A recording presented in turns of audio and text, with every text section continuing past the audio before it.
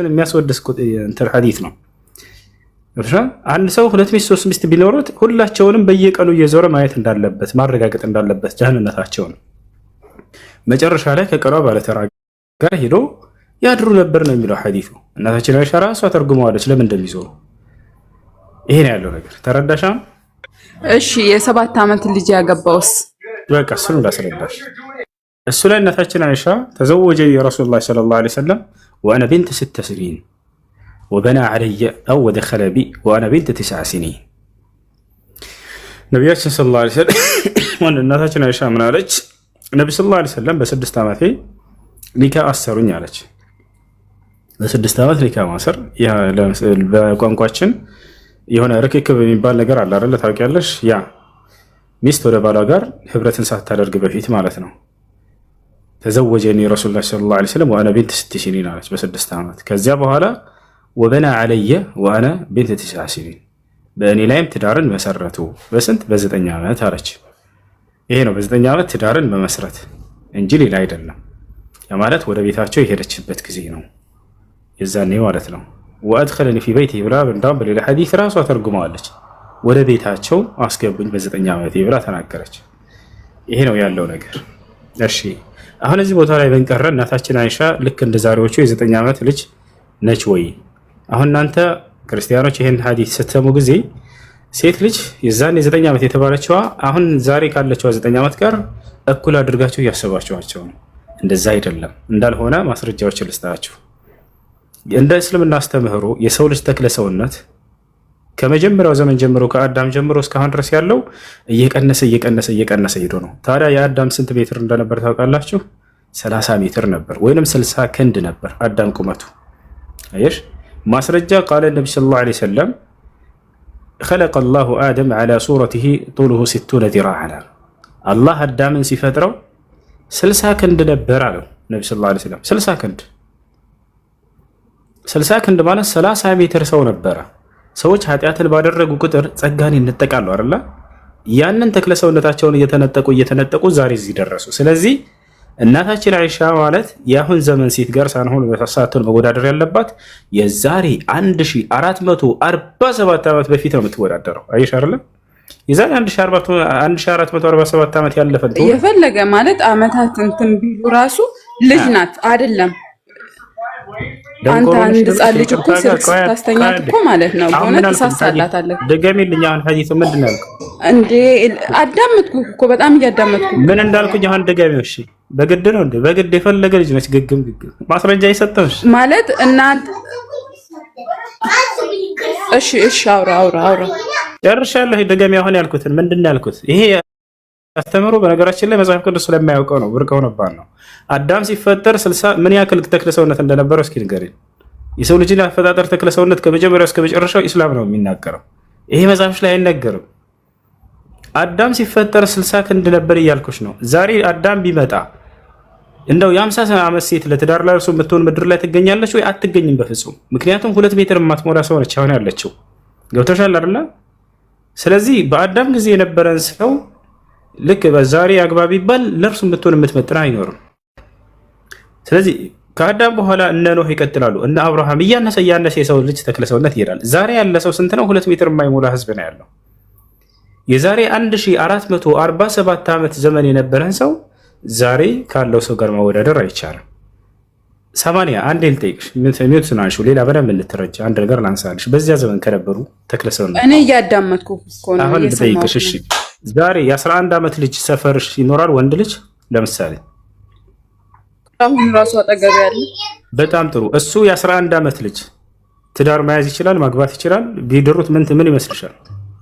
አረ ምን ከምኑ ነው የምታገናኘው? በጣም ጥሩ ጎበዝ ልጅ። አየሽ በነብዩ መሐመድ ሰለላሁ ዐለይሂ ወሰለም በአይሻ ዘመን ወንድ ልጅ ሆነው በ11 ዓመታቸው ያገቡ ነበር ለትዳር ደርሰው። የሚገርምሽ በ11 ዓመቱ ያገባ ሰው ምን ታያለሽ? አየሽ በራስሽ አረጋግጥሽ። አሁን እንዴት ብለው ያገባል የ11 ዓመት ልጅ አሁን አልሽ? አይሻ ከዚያ ዘመን ጋር ስናነጻጽራቸው ጊዜ ወንዶቹ በ11 ዓመታቸው ያገባሉ፣ ሴቶቹ በ9 ዓመታቸው ያገባሉ። እናታችን አይሻ በ11 ዓመት ያገባ ወንድ ልጅ አለ፣ የወለደ ልጅ አለ። በ12 ዓመት ወዲያ ወለደ። የአሁን ዓመት ልጅ የ11 ዓመት ልጅ ያገባሉ ወይ ስላት በፍጹም አያገባም ማለች። ስለዚህ ልክ እንደዚያ ነው። ይሄ የእናታችን አይሻ ዘመንና የአሁኑ ዘመን የማይገናኝ ዘመን ነው። በዚያን ጊዜ ወንዶቹ በ11 ዓመታቸው ያገባሉ፣ ሴቶቹ ደግሞ ከዛ አነስ ባለ በ2 ዓመት አነስ ብለው ያገባሉ። ይችላል አይደል? ማስረጃ ሳይሽ ከፈለግሽ በ11 ዓመቱ ያገባ ከዛ በሚቀጥለው ዓመት ወለደ ልጅ። ያው እናንተ ጋር ነው እንጂ ያለው እስካሁን በእኛ መጽሐፍ ቅዱስም አልሰማንም። ይሄንን የሰው ልጅ ተክለሰውነት ያለፈውን አይገልጽም እያልኩሽ ነው። መጽሐፍ ቅዱስ አያውቅም ስለነዚህ ነገራቶች። የአዳም ቁመት ስንት ነው? ከዛ በኋላ የሰዎች ቁመት ምን ያክል ነው? አያውቀውም። ይሄን ኢስላም ነው የሚያውቀው። የሰው ልጅን ተክለሰውነት በደንብ አድርጎ የሚያውቅ አምላክ ስለሆነ ቁርአንን ያወረደው ከአዳም ጀምሮ ይገልጻቸዋል እንዳለ ተክለሰውነታቸውን ምን ያክል እንደሆኑ። አይሽ ይሄ ሌላ ነው። ሌላ አይሻ እንደደረሰች ላሳይሽ። ሴት ልጅ ለትዳር ከመደረሰችበት ምልክት አንደኛው ምንድን ነው? የወር አበባ ማየት አይደለ? 80 ዓመት ሽናሽው። አዎ እናታችን አይሻ የወር አበባ ታይ ነበር። የሚገርምሽ ትልቅ መሆኗን ብትረጅበት ማለት ነው። ራሷ ስትናገር ምን አለች? إذا بلغت البنت 9 سنين فهي امرأة አለች። አንድ ሴት ልጅ 9 ዓመት ከሞላት እርሷ ለአቅመ ሔዋን ያደረሰች ሴት ሆናለች ብላ ተናገረች። በዚያ ዘመን ስላሉ ሴቶች ስትናገር የ9 ዓመት ሴት ለትዳር የደረሱ ሴቶች ነበሩ። የወር አበባ ያዩ ነበረ። አይሽ አሁን ምን ይሄን መስፈርት ከመስፈርቶቹ መካከል የወር አበባ ማየቷ የትዳር መስፈርት እንደሆነ አንቺ ማመንሽ። አይሻ ከነዚያ ነበረች፣ የወር አበባን የምታይ ሴት ነበረች። ሌላው ተክለ ሰውነት መድረሷ ራሷ ስትመሰክር ምን እንዳለች ተመልከቱ። አቡ ዳውድ ላይ በተዘገበ ሐዲስ እናታችን አይሻ ምን አለች? ትዳር ከመግባቴ በፊት እናቴ ምግብን እየቀመመች ትመግበኝ ነበር፣ የሚያወፍር የሚያሰባን ምግብ። እኔም ያንን እበላ ነበር። ተክለ ሰውነቴም ደረሰ፣ ሰባሁኝ፣ ወፈርኩኝ። ልክ አንዲት ወጣት ሴት የምትደርስበት ተክለ ሰውነት ላይ ደረሰች። አልኢማም አልቃዲ ምን ይላል? አይሻ ወጣት ሴት ሆና ነበር ተክለ ሰውነቷ እያለ ይናገራል። ያሻላራን እና ይህን ይመስላል። ሌሎች የምትጨምሩላት ካለ ረመዳን ኡስታዝ ጀማል ጨምሩላት። ባረከላሁ ፊኩም። እንዲሁም ጀማል አይ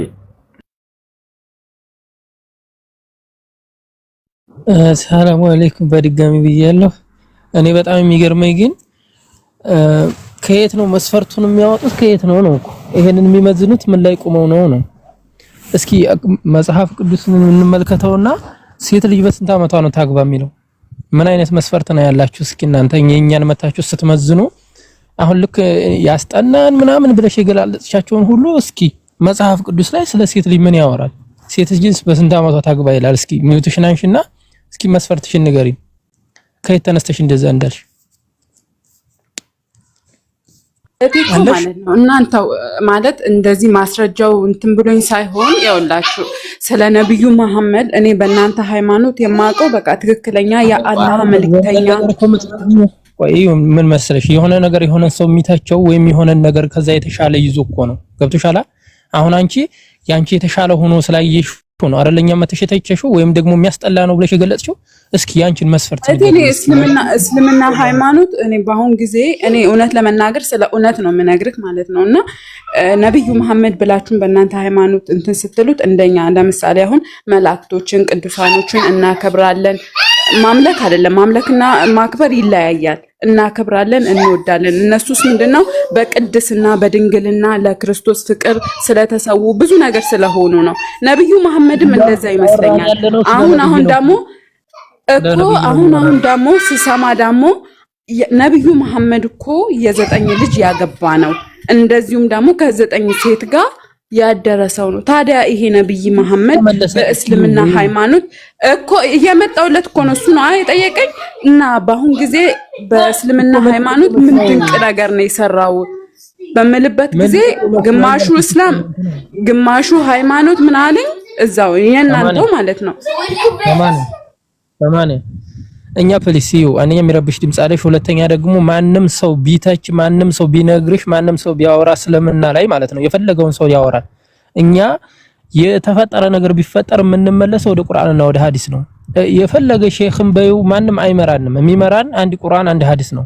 ኦኬ ወደዛ ነው የምንመለሰው። አሁን የነገሩሽን ሁሉ ጠይቀሽ ኡስታዝ መልሶልሻል አይደለ? አሁን እኔ የጠየኩሽ ምንድነው የናንተ መጽሐፍ የናንተ እምነት ስለ ሴት ልጅ በስንት ታግባ በስንት ትወጣ የሚለውን ምን አይነት መስፈርት አንቺ የተሻለ ስራ አለ ብለሽ ስራ አሰብሽ ነው አይደለ? ይሄ ያስጠላሽ። ያንቺን ንገሪኝ እስኪ ሴት ልጅ በስንት ዓመቷ ታግባ ይላል መጽሐፍ ቅዱስ?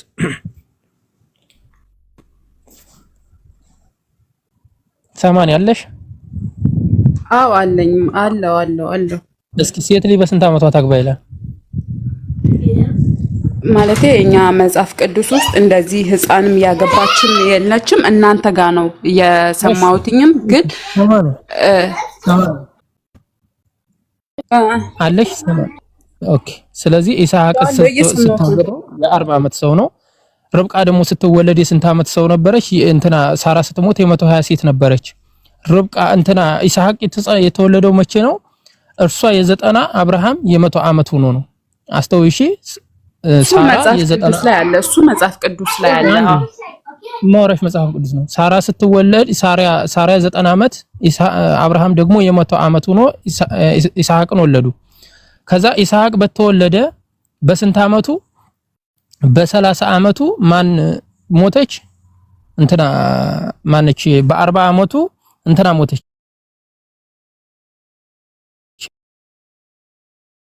ሆነ። እናቱ ስትሞት እርሱ የ40 ዓመት ሰው ነበረ። ርብቃ እናቱ ስትሞት የ20 ዓመት ሆና የ120 ዓመት ሆና ርብቃ ስትወለድ እናቱ የ120 ሆና ስትሞት ርብቃ ትወልዳለች። ኦኬ እርሱ የ40 ዓመት ሰው ሆኖ ሲያገባት ርብቃን እድሜዋን ደምረን ስንነግርሽ የስንት ዓመት ትሆናለች? የ3 ዓመት ልጅ ሆና ቁጭ ትልልሻለች ማለት ነው። ርብቃ በደንብ አስበሽዋል? አሁን ያልኩሽን አድምጠሽኛል? አዎ እያዳመጥኩህ ነው። ይሄንን ግን ካንተ ነው እየሰማ ያለሁት። በጣም ጥሩ። አሁን በደንብ ተረጅሽ። ኢስሐቅ የተወለደው ሳራ የ90 ዓመት አብርሃም የ100 ዓመት ሳራ የ120 ዓመት ሴት ሆና ስትሞት ኢስሐቅ የስንት ዓመት ሰው ይሆናል? 30 ዓመት ማለት ነው። 40 ዓመት ይመጣል። አሁን እዚህ የምናደርገው ምንድነው? የሷን እድሜ እናመጣዋለን። እሷ ርብቃን ሲያገባ የ40 ዓመት ሰው ሆኖ ሲያገባት እናቱ የሞተችበትን እድሜና የሱን ያገባባትን እድሜ ስንወስደው በጥቅሉ የሷ እድሜ 3 ዓመት ይሆናል። ባቱኤልም ርብቃን ወለደ ያልኩሽን ዘፍጥረት 22 23 ላይ መመልከት ትችላላችሁ። ይስሐቅም ወደ እናቱ ቤትም ወደ ሳራ ድንኳን አገባት፣ ርብቃንም ወሰዳት፣ ሚስትም ሆነችው፣ ወደዳትም። ይስሐቅም ከእናቱ ሞት ተጽናና ይላል። እናቱ ስትሞት የ120 ዓመት ስትሆን ማለት ነው እሷን ወስዶ አግብቷት ሞቱን ተጽናንቶበታል። እሷ የተወለደች ሞት ነው። እናቱ ስትወለድ እናቱ ስትሞት እሷ ተወልዳለች። እሱ ደግሞ እንዳገባት የእናቱ የሞት መጽናኛ ሆናለች። የስንት ዓመት ሴት ነበረች ርብቃ? የ3 ዓመት ሴት ነበረች ማለት ነው። በእንደዚህ መልኩ እናሳይሻለን ማለት ነው። በሚስት ብዛት ደግሞ ታወራሽ ደግሞ ነብያቶች ስንት ሚስቶች እንዳገቡ ታውቂያለሽ? 80። አይ ይሄ የሚገልጸው እናንተ ቁርአን ላይ ነው እንጂ የኛ መጽሐፍ ላይ ይሄን የሚገልጽ እስካሁን አልሰማሁኝም። ሰምታችኋል አይደለ ጋይስ? ያነበብኩት መጽሐፍ ቁርአን መሰላት። መጽሐፍ ቅዱስ እኮ ነው ያነበብኩልሽ። ነብያቶች 7 ቁጥሩን ንገረኝ። ምን መጽሐፍ ላይ ነው? ቁጥሩን ንገረኝ። ዘፍጥረት 23 ላይ ጀመረሽ አንብቢው። ሳራም እድሜዋ 127 ዓመት ሲሆናት ሞተች። ኢስሐቅ የተወለደው የ90 ዓመት ሴት በደንብ አስተውይ። ኢስሐቅ የተወለደው እሷ የ90 ዓመት ሆና ነው። ሳራ እናቱ የ90 ዓመት አባቱ የ100 ዓመት። ሳራ 120 ዓመት ሞልቷት 127 ዓመት ሞልቷት ስትሞት ኢስሐቅ ስንት ዓመቱ ነው? የ37 ዓመት ወጣት ወይም ጎረምሳ ሆኗል ማለት ነው። ኢስሐቅ በደንብ አስተዋልሽው? ማውራሽ ስለ መጽሐፍ ቅዱስ ነው። የ37 ዓመት ሰው ሲሆን ማን ተወለደች? ርብቃ ተወለደች። እናቱ ስትሞት ርብቃ ተወለደች። ዘፍጥረት 22 23 ላይ ተመልከች። ርብቃ ተወለደች። ርብቃን ተወልዲያ እናቲቱ ስትሞት ርብቃ ስትወለድ እርሱ ሲያገባት እርሱ የ40 ዓመት ሰው ሲሆን እሷን ሲያገባት ርብቃ የተወለደችው እናቱ ስትሞት በ120 ሲሆን የ3 ዓመት ሴት ናት ማለት ነው ርብቃ። ተረዳሽኝ? እየሰማሁህ ነው። ይሄን ይመስላል። ታዲያ ለምን ገረመሽ የ9 ዓመት ሴት ነብዩ መሐመድ ሰለላሁ ዐለይሂ ወሰለም ማግባታቸው?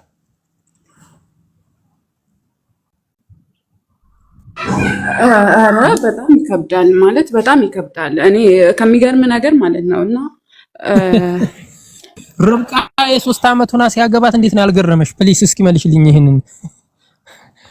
አይኔ ይሰማሻ? 80 የተሰማኝ ነው። እሺ ርብቃ የ3 ዓመት ሆና አገባች። ተ9 ዓመት እና ተ3 ዓመት የቱ ነው የሚበልጠው?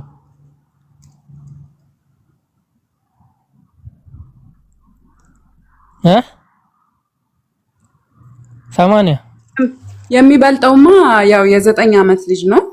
ስለዚህ ኢስሐቅ ነብይ ነው፣ የተወደደና የተከበረ የአብርሃም ልጅ ነው። ያገባት በ40 ዓመቱ የ3 ዓመቷን ህፃን ነው። ይሄ ካልገባሽ እንግዲህ ሌላ ሴቶችን 700 ሚስት ያለውን ሰው ላሳይሽና ከዛ እርሱ ምን ትገረሚያለሽ? 700 ሚስቶችና 300 ቁባቶች ነበር፣ 300 ውሽማዎች ማለት ነው። እሺ ምናልባት ስለ አይሻ በተመለከተ በነገራችን ላይ ይቅርታ፣ እሺ ወደዛ ከመሄዳችሁ በፊት ብዬ ነው እንደ እስልምና ሃይማኖት አንድ ሴት ልጅ ለወር አበባ ምንድነው ለአቅመ ሔዋን የሚደርስባቸው ምልክቶች አሉ። ገብቶሻል? ከነዚህ ምልክቶች መካከል አንዱ 9 ዓመት መሙላት ነው። ከዛ በኋላ ሌሎችም እንዳለ ሆኖ ለምሳሌ እንበልና የወር አበባ ማየት፣ እንደዚህም ደግሞ የዘር ፈሳሽ ማፍሰስ፣ ሌሎችም ነገሮች እንዳሉ ሆኖ ማለት ነው። ከዛ አንፃር ነው በእስልምና እምነት መሰረት ለአቅመ አዳም የመድረስ ምልክቶች እነማን ናቸው ከተባለ ማለት ነው ለወንድም ለሴትም ተቀምጠዋል። ገብቶሻል? ስለዚህ ነብይ መሐመድ ሰለላሁ ዐለይሂ ወሰለም ሲጀመር በዛ ጊዜ የነበረውን አካሄድ ከዚህ ጋር ልናነጻጽረው አንችልም። በታሪክ ደረጃ ማለት ነው ሐታ በዛ ጊዜ የነበሩ የነብዩ ዐለይሂ ሰላቱ ወሰለም ተቋሚዎች ማለት ነው እርሳቸውን በዚህ ማንም አልተቃወማቸውም። ለምን? በዛ ሰዓት ይደረግ ስለነበር ማለት ነው። ገብቶሻል ወገናችን? ካሁን በኋላ ይሄን ጥያቄ እንዳትጠይቂ ነው። ለምን? ቅድም ምን ያልሽ ነበር? ነብዩ መሐመድ በ6 ዓመት አይደለም። አዎ አይሻን በ6 ዓመታቸው በ6 ዓመቱ ታይታለች። ነገር ግን 9 ዓመት ሲሞላት አንድ ላይ ሆነዋል። ምንም ጥርጥር የለውም። ነገር ግን ጉዳት የሚኖረው ቢሆን ኖሮ ማለት ነው ምንም አይነት ጉዳት አልደረሰባትም። ትልቅ ሆነ ከዛ በኋላ የሞተችው ማለት ነው። ገብቶሻል? ይሄን ነገር ታሳቢ ማድረግ አለብሽ። ወደ ርብቃም ሲከድ ደግሞ ማለት ይሄን መመርመር አለብሽ። የራሳችሁን መጽሐፍ በደንብ ማንበብ መቻል አለባችሁ።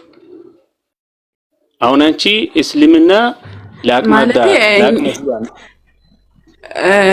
እንደዚህ የሚል ለምሳሌ በእናንተ ነብዩ መሐመድን ታከብሩታላችሁ አይደለ? እኛ መላእክቶችን እንደምናከብር ሁላ። እሺ ለዚህም እኮ እናንተ ማለት ምንድነው መላእክቶች ነብዩ መሐመድ ሲጀመር ከነብዩ መሐመድ ይልቅ ከመላእክቶች ይልቅ ነብዩ መሐመድን ነው የምታከብሩት። ይብለጥ ማለት ነው አይደል? ማለት እንዴት ይብለጥ? እናንተ ነብዩ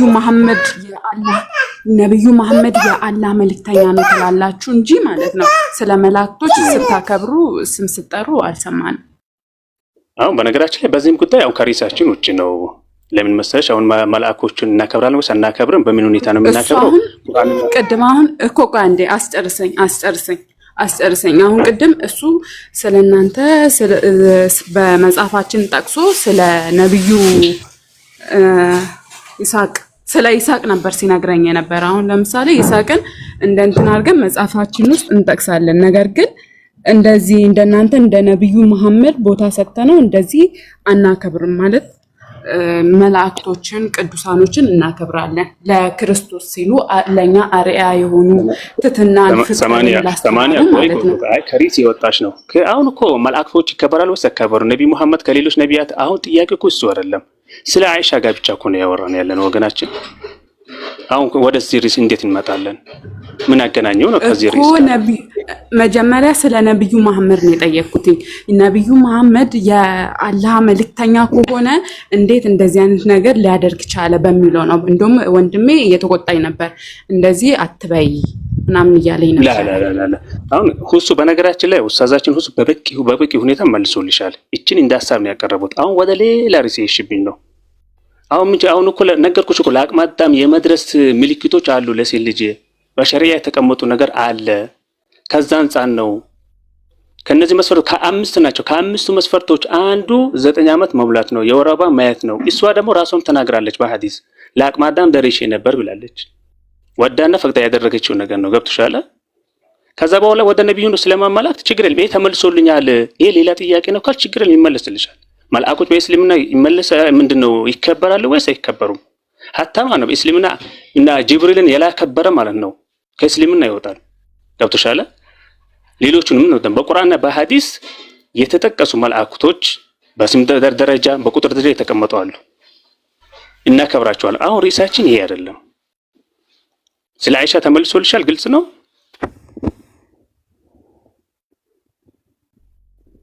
ተመልሶላታል እኮ እኔ መስፈርቷን ቅድም ተመልሶላታል። ቀጥሎ ጀሚ ቀጥሎ በቃ እሺ። ለማንኛውም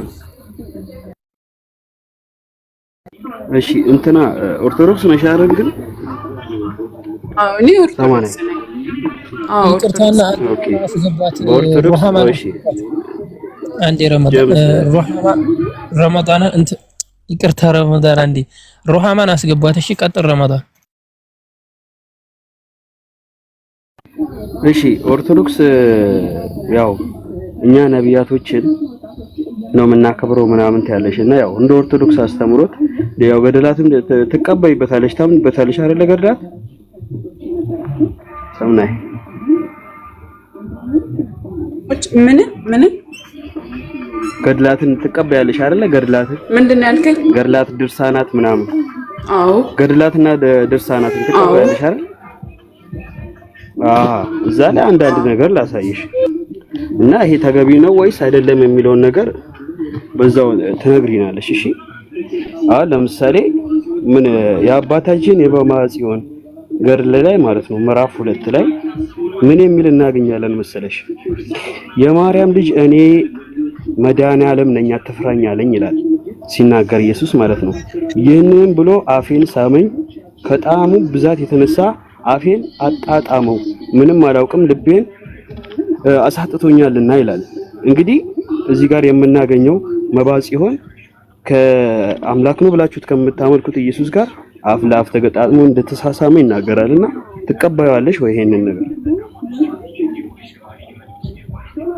ምን ላይ ነው እንደዛ የሚለው? ይሄንን ካንተ ነው የሰማሁት።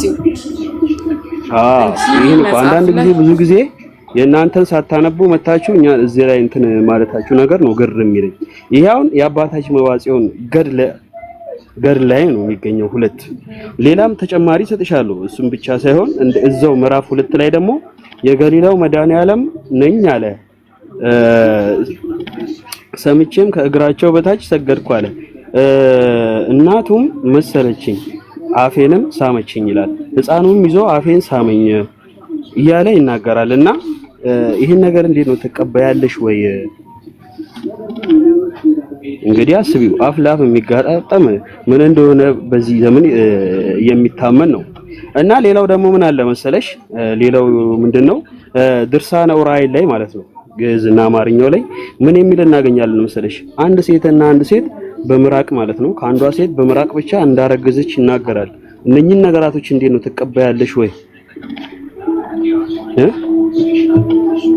አው ከዚህ ጀምሮ ስናነብ ገላቶች መጽሐፎች ላይ ማለት ነው አንተ እንዳልከው ሳይሆን የዘውትር መጽሐፎች የቅዱሳኖች ታሪክ ነው እንጂ ያለበት ይሄ አንተ ያልከው የለበትም። ይሄውና ለምሳሌ እንደነዚህ ነው ድርሳነ ዑራኤል ነኝን ምናምን አታውቂያቸውም? እዛው ላይ ናቸው ገላትና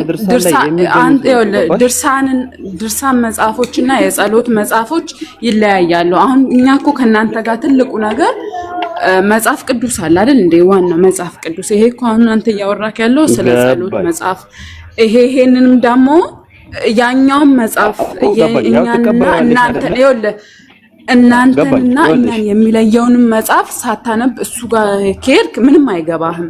ገብቶሃል? አይ ገባኝ። ይሄኛው ነገር ትመሩበት የለ እንዴ? እንዴት ነው አትመሩበትም? በዚህ በገድላት እና በድርሳናት አትመሩም እናንተ? ገላቱ መጽሐፎች ጋር ምን ትሰራለህ? ሲጀመር ይሄ ያንተም ቁርአንና የኛም መጽሐፍ ቅዱስ ማስተያየት ነው እንጂ መጽሐፍ ቅዱስን ሳታነብ ገላቶች ጋር ምን ልታረግ? አይ አንቺ ቅድም እየጠየቅሽ የነበረው ስለ አይሻም ሆነ ስለ የትኛው ነገር ስለ ነብዩ ሰለላሁ ዐለይሂ ወሰለም የጠየቅሽው ከሐዲስ ላይ ነው። ገባሽ አይደለ? ከቁርአን ላይ ሳይሆን ከሐዲስ ላይ ነው የጠየቅሽው እና እኛ ሙስሊሞች ቁርአንና ሐዲስ መመሪያችን ነው። ስለዚህ አንቺም ደግሞ ከመጽሐፍ ቅዱስ በተጨማሪ ደግሞ እነዚህን ገድላናት እና ድርሳናትን ትቀበላላችሁ እንደ መመሪያ አድርጋችሁ። ተሳስቻለሁ?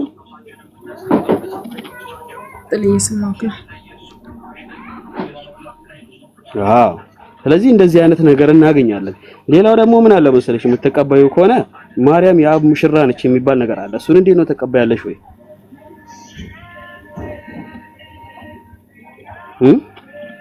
የአብ ሙሽራ ነች ይላል ማርያም። ስለ ማርያም ስለገላቶች ስለ ዘውትር ጸሎት ውስጥ ምን ትሰራለህ አንተ? ለምን ወደ ዋናው ርዕስክና ወደ ዋናው ቁርአንክና መጽሐፍ ቅዱስ አገባ? አይደለም ማርያም የአብ ሙሽራ ነች ብለሽ ትቀበያለሽ ወይ ነው? እንደዚህ አይነት ነገር የምትቀበይ የምታምኚ ከሆነ አሁን ደግሞ እነኝን ላስጨርስሽና ወደ መጽሐፍ ቅዱስ እንገባለን። እሺ ችግር የለውም። ሁሉንም ገላት መጽሐፍ ቅዱሶች የዘውትር መጽሐፎችን እንዳለ እቀበላለሁ በኦርቶዶክስ ሆኜ ማለት ነው። በጣም ጥሩ። ስለዚህ ማርያም የአብ ሙሽራ ነች ወደ ዋና ግባ። የምጠይቀው ጥያቄ ከሌለ ማለት ነው እኔ ልጠይቅ ነው የገባሁት። እሺ ቆይ ችግር የለውም። አረ የምጠይቀው ጠፍቶኝ ሳይሆን አለ። ቆይ ጀምስ አፎን ችግር የለውም። መጽሐፍ ቅዱስ አይደለም ፈልጊ ችግር የለውም። ዙሪያ ጥምጥም ሞልቷል ያለው አንተ እኮ። እሺ ችግር የለውም።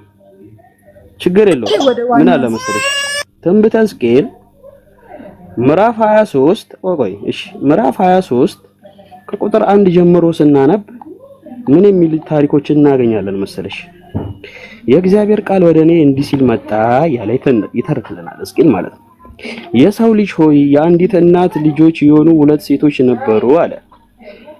በግብጽ ማመነዘሩ፣ በኮረዳነታቸው ማመነዘሩ። በዚያ እንግዲህ አስቢ መጽሐፍ ቅዱስ ውስጥ ነው ያለው። ጡቶቻቸው ማሸሹ፣ በዚያም የድንግልናቸው ጡቶች ዳበሱ እያለ ይናገራል የእግዚአብሔር ቃል ማለት ነው። ስማቸውም የታላቁ ኦሆሊባ የእህቷም ደግሞ ኦሃሊባ ነበረ።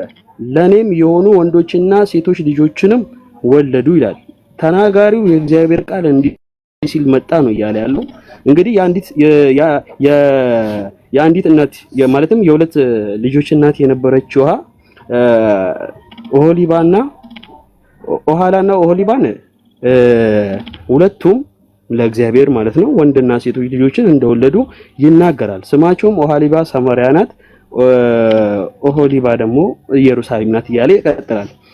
ምን የሚል ነገር ነው? መጽሐፍ ቅዱስ የምትመሩበት ስለሆነ ወንድሜ አንድ ነገር ወንድሜ አዳምጠኝ ወንድሜ። እንደዚህ አይነቶችማ እኮ ማለት ነው አሉ። እኔ እኮ ያልኩትና አንተ ያልከው አንድ አይደለም። ይኸውልህ እኔ እኮ አሁን አንድ አይደለም እያልኩህ ያለሁት ማለት ነው። እንደዚህማ አለ ሲጀመር ወንድም እህቱን ያገባ አለ ሲጀመር እሱንም ብነግርህ ማለት ነው። እና እኔ እኮ እያልኩኝ ያለሁት የወንድምና የእህት አይደለም ስለ መልእክተኛም ሳይሆን ይሄ እያወራ ያለው ስለ እግዚአብሔር ነው። አውዱን እያነበብን ብንሄድ ማለት ነው ስለ እግዚአብሔር ነው። እንግዲህ እንደዚህ አይነት ቃላቶችን መጽሐፍ ቅዱስ ውስጥ እየተጠቀመ መተሽ አንቺ እስልምና ላይ ስለ ነብዩ ሰለላሁ ዐለይሂ ወሰለም በእንደዚህ አይነት ነገር መናገር ይሄ እንግዲህ የማን እውነተኛ እንደሆነ የሚያሳየው እንግዲህ ጡቶች እያሉ ድንግልና ጡቶች ተዳበሱ እያለ ገና አላየንም እኮ ወደታች ቁጥር 20 ላይ ስንሄድ ቁጥር 20 ላይ ምን አስከረኝ እንደውም ከዚህ ጀምረ ራሱ ብናይ ለምሳሌ አዳምጪ ያው መጽሐፍ ቅዱስ ስለሆነ አዳምጪ ኦሃላም ገለሞተችብኝ አለ። ውሽሞችንም ጎረቤታቸውን አሰራውያን በፍቅር ተከተለቻቸው።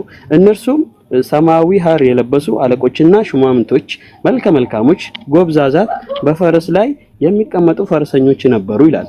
ጉልምትናዋንም ከተመረጡ ከ10 ሰዎች ጋር አደረች ይላል።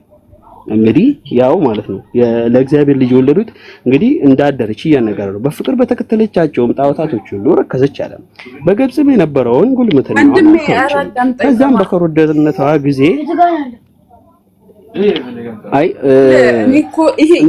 አንደርስታንዲንግ እንድታርጊ ነው። ለምሳሌ ቆይ እኔ ስለ ነብዩ መልእክተኛና ይሄ እኮ አንድ አይደለም። ስለ ነብያት ሳይሆን መልእክተኛና ይሄ አንድ አይደለም። እንደዚህ የሰሩማ በመጽሐፍ ቅዱስም አሉ። እኔ እነግርሃለሁ ከፈለክ። ግን አንተ ይሄንን ነብዩ የምትለው የአላህ መልእክተኛ ነው እንደዚህ ያደረገው። እኛ ደግሞ በፈጣሪ መልእክተኛ ወይ ደግሞ ቅዱሳኖች የምንላቸው ደግሞ እንደዚህ አይነት አስነዋሪ የሰሩ በመጽሐፍ ቅዱስ የለም። ሰለሞን ሰለሞን እሺ የለሽም? እሺ ማልዬን እንገባበታለን። ምን ችግር እኮ አያሳስብም። ማልዬ ማለት ሰለሞን ዘሰለሞን ያው ቅዱስ ነው ብላችሁ መታምኑት። እንግዲህ እሱ 1000 እንዳገባ ነው የሚታመነውና ዝም ብለን ቁጥር 5ን ስናነብ ቁጥር 7 ላይ ምዕራፍ 7 ላይ ማለት ምን የምል እናገኛለን መሰለሽ? እንደዚህ አይነት ነገር አያደርጉም ብለሽ ለምታወሪው ነገር መጽሐፍ ቅዱስን አለማንበብሽ ነው የሚያስረዳው። ቁጥር 1 ስናይ ምን ይላል? እህቴ ሙሽራዬ ሆይ ወደ ገነት የገባው ከርብዬንም ከሽታዬ ጋር ለቀምኩ አለ። እንጀራዬንም ከማሪ ጋር በላው፣ የወይን ጠጄን ከወተቴ ጋር ጠጣው። ባልንጀሮቼ ሆይ በሉ፣ ወዳጄ ሆይ ጠጪ፣ እስክትረኪ ድረስ ጠጪ። እኔ ተኝቻለሁ፣ ልቤ ግን ነቅቷል። እንግዲህ አስብ፣ መጽሐፍ ቅዱስ ነው ያነበብን ያለነው። የውዴ ቃል ነው፣ እርሱም ደጁን ይመታል። እህቴ ወዳጄ እርግቤ መደምደሚያዬ ሆይ በራሴ ጠል በቁንድላይም የሌሊት ነጠብጣብ ሞልቶበታልና ከፈችልኝ አላት። ምን እንደምከፍትለት ቁጥር 3 ላይ ዝቅ እያለን እናያለን። ቀሚሴን አወለኩ አለች። እንግዲህ አስቢ፣ እንዴት እለብሰዋለሁ ያወለቀችውን ቀሚስ? እግሬን ታጠብኩ፣ እንዴትስ አስደፋዋለሁ አለች። ውዴ አለች። ከዛ በኋላ እጁን በወለቀው ቀሚስ ላይ በቀዳዳ ሰደደ ይላል። እንግዲህ አስቢው ከቀሚስ በታች ምን አይነት ቀዳዳ እንዳለ ማንኛችንም ሰዎች እናውቃለን። አንጀቴንም ስለእርሱ ታወከ ይላል። ለውዴ እከፍትለት ዘንድ ተነሳው፣ እጆቼ በደጁ መወርወሪያ ላይ ከብሬን አፈሰስኩ፣ ጣቶቼ ፈሳሹን ከርቤ አንጠበጠቡ ይላል። ኢና ሊላሂ ወኢና ኢለይሂ ራጂዑን። እንግዲህ የምናገኘው ይሄ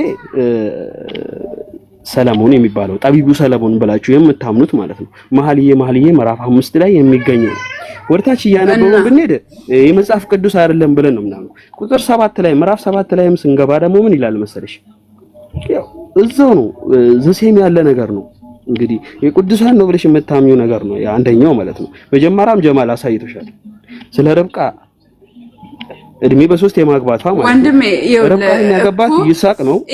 ቆይ እሺ ገባኝ። ስለ ነቢያቶች ያወራን ያለ ነው በመጽሐፍ ቅዱስ የለም አይሻርም? የለም አላልኩም። ከመጽሐፍ ቅዱስ ውስጥ ከፈለክ እንደዚህ አይነት እህቶች አሉ። ወላ ወንድም እህቱን ያገባ ራሱ አለ። እኛ ግን አሁን ለምሳሌ ስለ ሰው አይደለም ያገባን ያለ ነው። ስለ ነብይ አይደል እያወራን ያለ ነው። ስለ ነብይ ወይም ስለ ፈጣሪ መልእክተኝነት አይደል እያወራን ያለ ነው ነው አይደለም? እኔም እየጠቀስኩልሽ ያለሁት እኮ መልእክተኛ ተብሎ ከሚጠቀሱት ማለት ነው፣ ወይም ቅዱሳን ሰዎች ተብሎ ከሚጠቀሱት ማለት ነው እያወጣው እያሳየውሽ ያለሁት። ገባሽ አይደለ? ይስሐቅም የአብርሃም ልጅ ነው አይደል እንዴ? ነብይ ነው እሱ። እንግዲህ በ3 ዓመቷ ነው ርብቃን ያገባት። የአይሻ ረዲየላሁ ዐንሁ እንደውም በ9 ዓመቷ ነው። ልዩነቱ ምን ያህል ልዩነት እንዳለው ማስተያየት ይቻላል። ገባሽ? በዚህ ነገር አላምንም የምትይ ከሆነ ኮሜንታሪም ሆነ ቸርች ፋዘሮችን ልሰጥሽ ይችላል እዚሁ ማለት ነው። ገባሽ? በ3 ዓመቷ እንዳገባች ማለት ነው። ሌላኛው ደግሞ ምንድነው እንግዲህ ይሄን ፓርት ባናነበው ይሻላል። ረመዳን ያው ዘሴም ነገር ነው ያለው። ረመዳን እንደዚህ አይደል? እሺ እሱ አሁን እያለች ያለችው ይሄ ነገር በእኛ ችግር የለውም እያለች ስለሆነ እኛ ላይ ችግር ለምን አላልኩም። በእኛ ችግር የለውም አላልኩኝም። ታዲያ እንደዛ ካላልሽ ታዲያ አንቺን ችግር ይዘሽ እንዴት ነው እኛን የምታነጻጽሪው እንዴ? እውነት ነው። ስለዚህ የምታነጻጽሪበት መስፈርት ወይ ንገሪንና በዛ መስፈርት እንጅልሽ። እንዴት ነው አልገባንም። ነብዩ መሐመድ ሰለላሁ ዐለይሂ ወሰለም አዎ አግብተዋል አልነሽ። በ6 ዓመቷ ታይታ በ9 ዓመቷ ወደ ቤት አስገብተዋል። አንቺ ደግሞ ርብቃ 3 ዓመት እንደሆነ በዛ አንፃር ሳሳይሽ እየተረዳሽ አይደለም። ስለዚህ ምንድነው ፍላጎትሽ? ማለት ጥያቄ የሆነብሽ ነገር ምንድነው? ያው ለእሱ እኮ እያለና እየገለጸልኝ ያለው ማለት ነው። ይሄ በመጽሐፍ ቅዱስ ለምሳሌ ጠቢቡ ሰለሞን ብለን በመጽሐፋችን አንድ ጊዜ ላቋርጣችሁ። ታች ቦኪር አለ አድሚኖች ታኪያ ዚክር አላችሁ። አንድ ይቀርታኩስ ሳሚ አንድ ታች ቦኪር አለ አስገቡትማ አላችሁ አድሚኖች ካለ ይግባሽ እንግዲህ አላችሁ። ሌላኛው ደግሞ ምንድነው ይግባስ ቀጥል። እሺ ሰምራይ ይሄን ቃል ልታነብልኝ ትችላለህ? እኔ እኮ ማለት ነው ይኸውልህ ኦሪት ዘዳግም ምዕራፍ 23 ላይ የሚገኝ ቃል ነው።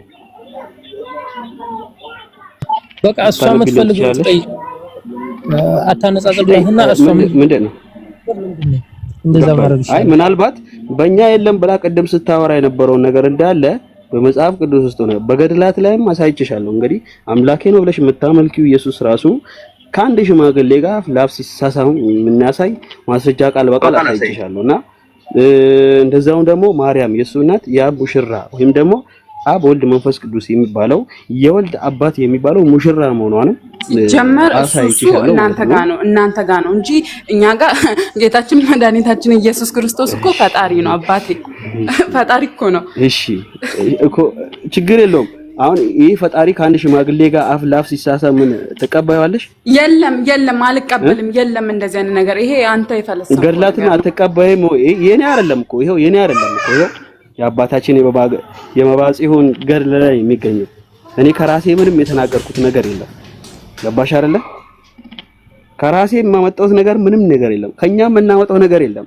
ገድላትን አለማንበብሽ ነው እንግዲህ እዛ ተሰቅሎ ብቻ ብሎ እንትን ማለት ነው እንጂ ገብታችሁ ብታነቡት ሌላ ስንት ታሪክ ነው። እንግዲህ አስቡት፣ አንድ ሴት ከአንድ ሴት በምራቅ ብቻ ስታረግ ዘራሱ ምን የሚሉት ታሪክ ነው? ምንድነው ከዚህ የምትማሩት እናንተ? ወንድም ይሄ አንተ ጋር ነው ያለው እንጂ እኛ ጋር እንደዚህ አይነት ነገር የለም። ይሄ እኛ ጋር ነው ያለው። ለምሳሌ ድርሳነ ኡራኤል ምን ብለን ነው እኛ ጋር ያለው? ይሄ እኛ ጋር ነው ያለው። እሺ እኛ ጋር ነው ያለው ወይ? ለማንኛውም በመጽሐፍ ቅዱስ የማርያም ተበለክ መቀጠል ይችላል። በመጽሐፍ ቅዱስ እኮ ማርያም ራሱ 7 ነው ያለው። 7 ነው የማርያም ስም ራሱ 7 ነው ያለው በመጽሐፍ ቅዱስ። ታማኒያን ሰላም ብያለሁ። እንዴት ነሽ?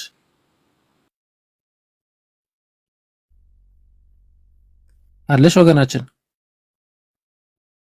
አለው። እኔ ኮንኩኝ አለው። እንዴት ነሽ? ሰላም ነሽ? ሚትሸናል። እሺ ችግር የለውም።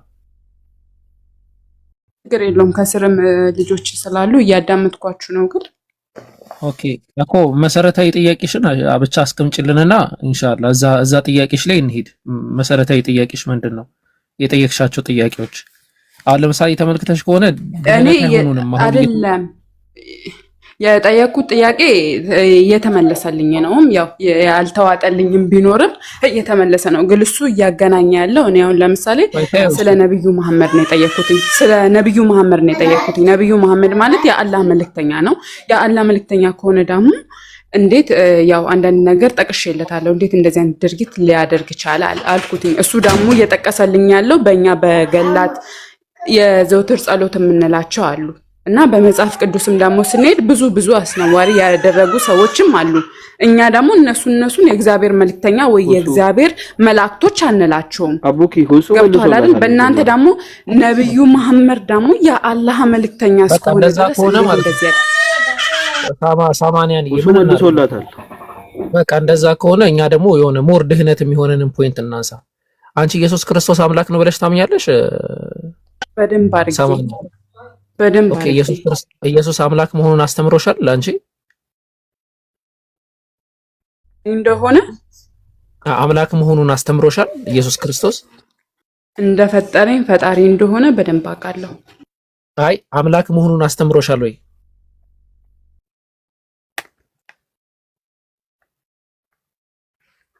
አዎ ተምሬበታለሁ። አንድ ጥቅስ ስጭን እስቲ። ኢየሱስ እኔ አምላክ ነኝ ብሎ ያስተማረበትን ላንቺ ያስተማረበትን አንድ ጥቅስ ስጭን እስቲ። ወንድሜ ለጊዜው ጥቅሶችን በጭንቅላቴም አልያዝኳቸውም፣ መጽሐፍ ቅዱስም አጠገቤ አላቀረብኩኝም። ላሁኑ እኔ ቀለል ላድርግና ኢየሱስ ክርስቶስ አምላክ ላለመሆኑን የማስረጃ ልስጥሽ። አንቺ ማስረጃ አምላክ ለመሆኑ ማስረጃ ማምጣት ካልቻልሽ፣ በተቃራኒው እኔ ደግሞ አምላክ ላለመሆኑ ማስረጃ ልስጥሽ ማለት ነው። ቀለል አድርገን ስንመለከተው ኢየሱስ ክርስቶስ ሰው ነው አይደለ? በአካል የተገለጠ ሰው ነው፣ ግን አምላክ ነው። እኛ ለምሳሌ ቃል ነው የምንለው። ቃል ያ እናንተ ቁርአንን የአላህ ቃል እንደምትሉት ሁላ እኛም ደግሞ ቃል ነበረ። ሰማይና ምድርም የተፈጠረው በቃል ነው እና ከማርያም ስጋና ደም ኢየሱስ የእግዚአብሔር ቃል ነው ራሱ። በደንብ አድርጌ ኦኬ፣ አዳምጡ እሺ። መጽሐፍ ቅዱስ የእግዚአብሔር ቃል ነው አይደለም?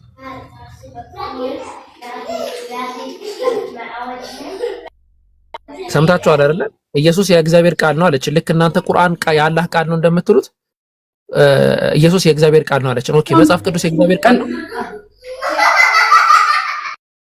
እናንተ አሁን ቁርአንን የአላህ ቃል ጥያቄ መጽሐፍ ቅዱስ የእግዚአብሔር ቃል ነው? የአላህ ቃል ነው አይደለም የምትሉት?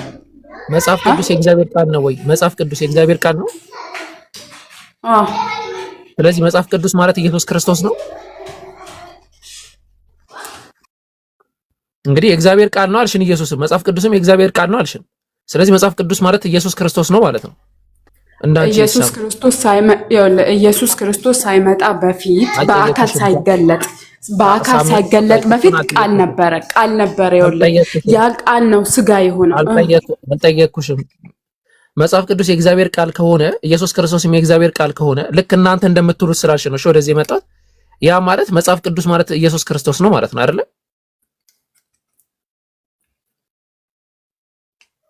ይቅርታ አንዴ ሩሃማ ለምን አስገባት? ሩሃማ ነው።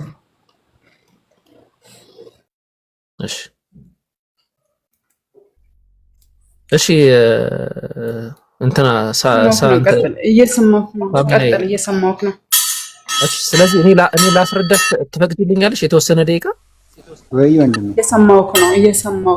ሰላም ነው አለን። አልሐምዱሊላህ። ትቀጥላለህ አላህ ትቀጥላለህ። እሺ እንትን ችግር የለውም። ትልቁ ላይ አድርጓቸው ጀማልና እንትንን አረተው ይችላል እንዴ አፈንም ማስገቡት እንደዛ ነው። እና ምንድነው መሰለሽ ወገናችን ቀለል አድርገን የምንመለከተው ነገር ቀለል አድርገን እንድንመለከተው የምፈልገው ነገር ምንድነው? ሚውት አድርጊና አዳምጪኝማ ጩኸት ስላለ ማለት ነው። ቀለል አድርገን እንድንመለከተው የምፈልገው ነገር ምንድነው? ኢየሱስ ክርስቶስን አስመልክቶ ኢየሱስ ክርስቶስን አምላክ የምታደርጉት እናንተ ናችሁ። ይሄንን ማወቅ መቻል አለብሽ። ምክንያቱም ኢየሱስ ክርስቶስ ምድር ላይ መጣ አስተምሮ የሄደ አንድ ግለሰብ ነው፣ አንድ ሰባኪ ነው። የአይሁድ እምነት ሰባኪ ነው። እሺ የአይሁድ እምነት ሰባኪ ነው። እሱ ላንተ ነው እኮ። ቆይ ማስረጃ ልጠቅስልሽ እኮ ነው። አንቺ አሁን ማስረጃ ማምጣት አልችልም ስላልሽኝ እኔ አሁን እየጠቀስኩልሽ ነው። እሺ ኢየሱስ አምላክ ነው። እሺ ናቲ፣ እሺ አንተ ጋር እሷ ቆየች። እሺ እሷ አረፍት ታርግሽ፣ አንተ ቀጥልሽ። ኢየሱስ አምላክ ነው። አዎ እሺ አዎ ኦኬ። ኢየሱስ ክርስቶስ አምላክ መሆኑን አስተምሮሃል አንተ? ትሰማለህ? ኔትወርክን አስተካክልሽ። አዎ በደንብ። አሁን ምሳሌ ማለት ነው ከኔ አይደለም የሚቆየው ከሱ ነው አይደለ? ኪዳን ጊዜ አይሰማም። ኤርፎኑን አውጣ እናቲ፣ ኤርፎኑን አውጣ። ድምጽም አለ። አሁን ይሰማል? የሚጮሃል አሁን ትሰማለህ ናቲ?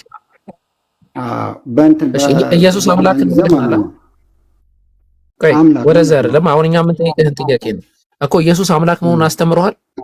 አሁን መሰረታዊ ጥያቄ እሱ ካላስተማረ ሌላው የፈለገ ቢልኛ አይመለከተንም። እኔን ተነስቼ ዛሬ ብዙ ነገር ማለት ስለምችል ማለት ነው። ኦኬ የቱ ጋር ነው ያስተማረው ኢየሱስ አምላክ መሆኑን? ጥቅስ ልስጥህ? ጥቅስ በቃ በጥቅስ ነው የምንኖረው። ከፈለገ የከፍል እነ ረመዳን ይከፍል።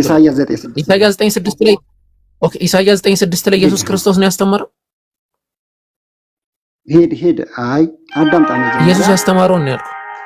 አዳምጣ ኢየሱስ ያስተማረው ነው። እሺ ዮሐንስ ራእይ ምዕራፍ 22 ቁጥር 12 ላይ ሄድልኝ።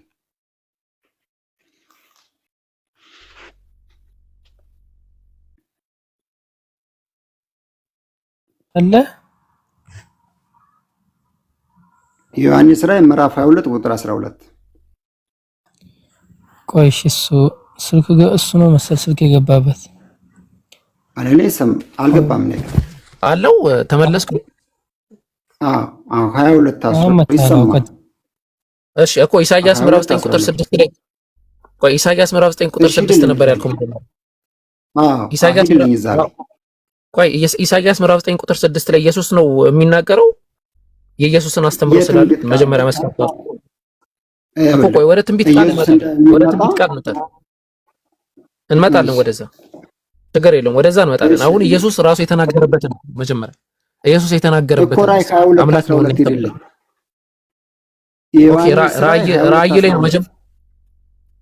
ስለዚህ በኋላ ተመልሶ ነው እንጂ የተናገረው በኋላ ተመልሶ መጥቶ ነው እንጂ የተናገረው መጀመሪያ አላስተማረም ማለት ነው። ምድር ላይ ለሐዋርያት ማለት አልነገራቸውም። በኋላ መጣና በራእይ መጀመሪያ አይደለ?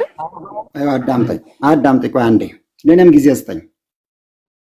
በአባቶች የምንነገር በነቢያት የተነገረ ነገር የለም ብላችኋል ካሁን በፊት አይደለ? እሺ ወደ ነቢያት ብንሄድ ደግሞ ያንን ጥለው ስለምመጣ እኮ ነው ኢየሱስን መጀመሪያ ያደረኩት። ወደ ነቢያት ብንሄድ ማስረጃ ማምጣት አላጨረስከኝም እኮ ነቢያት እና አሁን ያመጣው ሄድልኛ እንዴ።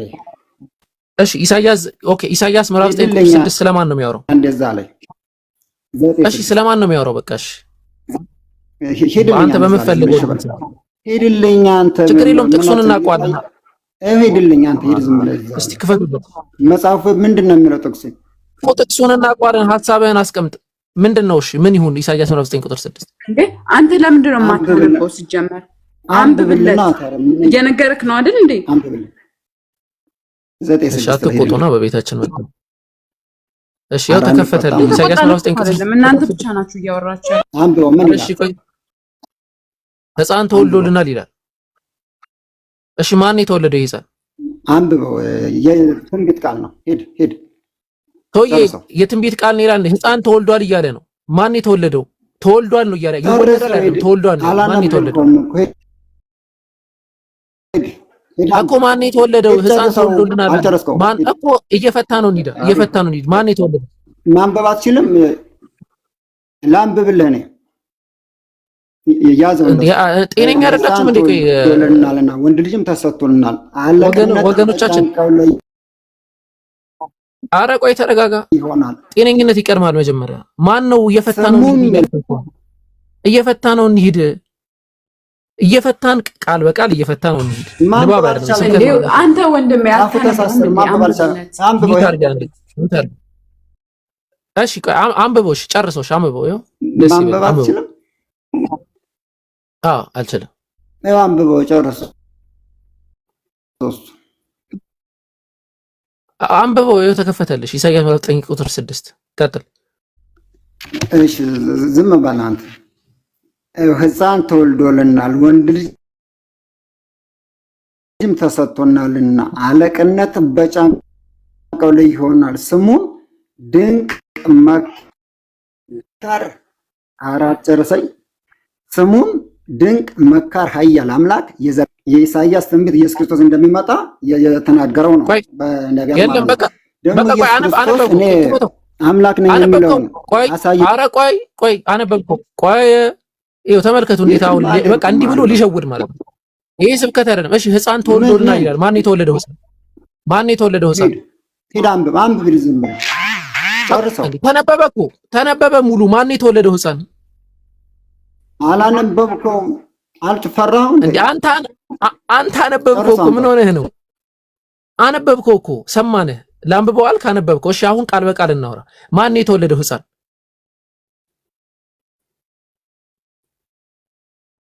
ናቲ ማን የተወለደው ሕፃን? በቃ ኔትወርክን አስተካክለና አሁን እንግዲህ ተመልከቱ የወገኖቻችንን አካሄድ። እንደዚህ እንደሚሆን ስለማውቀው ነው። ቃል በቃል እናውራ። ኖ ይነበባል። እሺ አንብበው አልኩት፣ አነበበው። እንቀጥል ስለው ሙሉ አንብበው ይለኛል። እኔ ሙሉ ምን ያደርግልኛል? ሕፃን ተወልዶልናል ይላል። ወንድ ልጅም ተሰጥቶናል ይላል። ወንድ ልጅ አምላክ ነው። እንዴት አይነት አእምሮ ነው? ማፈር አለባችሁ። ይህንን ኢሳይያስ ነብዩ ኢሳይያስ የተናገረው ንግግር ስለ አንድ ወንድ ልጅ አምላክ እያደረገ ነው። አረ ተው። በጊዜው የተወለደ ልጅ ነው የሚያወራው። የአሦር ንጉስን የተለያየ ነገርን በቃ ትልቅ ነገር የሚሰራ የነበረ ልጅ ነው። ስለዛ ነው የሚያወራው። ከዛሬ ጀምሮ እስከ ዘላለም ድረስ በፍርድና በጽድቅ ያጸናውን ይደግፈው ዘንድ በዳዊት ዙፋን መንግስት ላይ አለቅነቱ ይበዛል ይላል። ለሰላሙም ፍጻሜ የለውም። የእግዚአብሔር ቅናት ይህንን ያደርጋል። እግዚአብሔር በሱ በኩል የሚያደርግለት የሆነ ልጅ ነው። ያ ልጅ ደግሞ ኢሳይያስ ምዕራፍ 8 ከቁጥር 1 ጀምሮ ስንመለከተው ቁጥር 3 ላይ ወደ ነብይቱም ቀረብኩኝ ይላል። ከዛስ እርሷም ጸነሰቻል።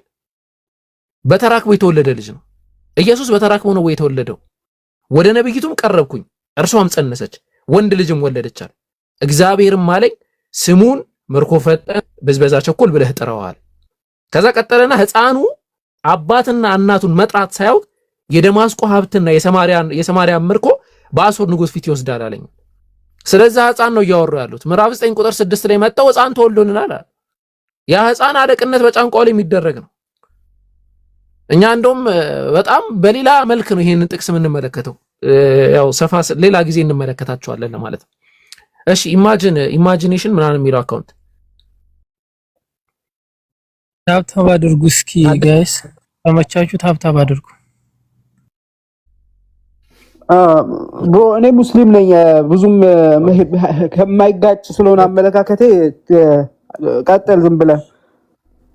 እሺ አይ ቅድም ስለ ቃል ሳታቂ ምናምን ስትል ክርስቲያን መስለኝ። እስቲ አንተ ካወክ ደግሞ ካንተ ጋር እናውራ ብዬ ነው። ኦኬ በቃ ችግር የለውም እንደዛ ከሆነ።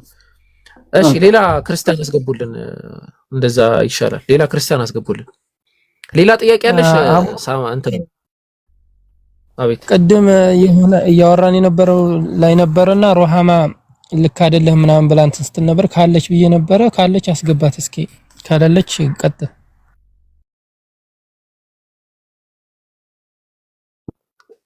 ሩሃማ ነው ስሟ? ሩቲ ይላል። ጋዲዝዋን የሚልና ሩቲ የሚል ነው አማርኛ ጋር የተቀራ ጋዲዝዋን ይላል። ካሉ አስገባቸው፣ ክርስቲያኖች ካሉ አስገባቸውና መወያየት ይቻላል። ሰላማዊ በሆነ መንገድ ሰው ይግባባል። ተግባብቶ ማውራት ይቻላል። በጣም ቀላል የሆነ ነገር ነው። ሐሳባችንን እኛም እናቀርባለን፣ እናንተም ሐሳባችሁን ታቀርባላችሁ። እኛ እያልን ያለነው አስተምህሮቱ ስህተት ነው። አንድም ሶስትም የሚባል ነገር የለም። ወይ ሶስት አምላክ ነው የምታመልኩት፣ ያንን ማመን ይጠበቅባቸዋል። በተለይ ኦርቶዶክሳውያን ሶስት አምላክ እንደምታምኑ ነው ማመን ያለባቸው። ኦርቶዶክሳውያን በግልጽ ሶስት አምላክ ነው የምታመልኩት። ኢቨን ፕሮቴስታንቶችም ከነሱ አትለይ። ወይ ሶስት አምላኪ ናቸው፣ ወይ በቃ ይሄንን ማመን መቻል አለባቸው፣ መቀበል አለባቸው። ያለበዛ ኢሎጂካል ስለሆነ ማለት 80 ሶስት አምላክ አይደለሽም አንቺ ወይስ ነሽ?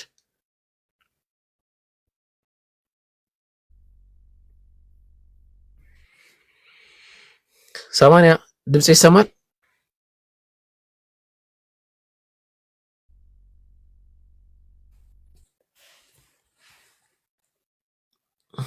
ሰማንያ የለሽ?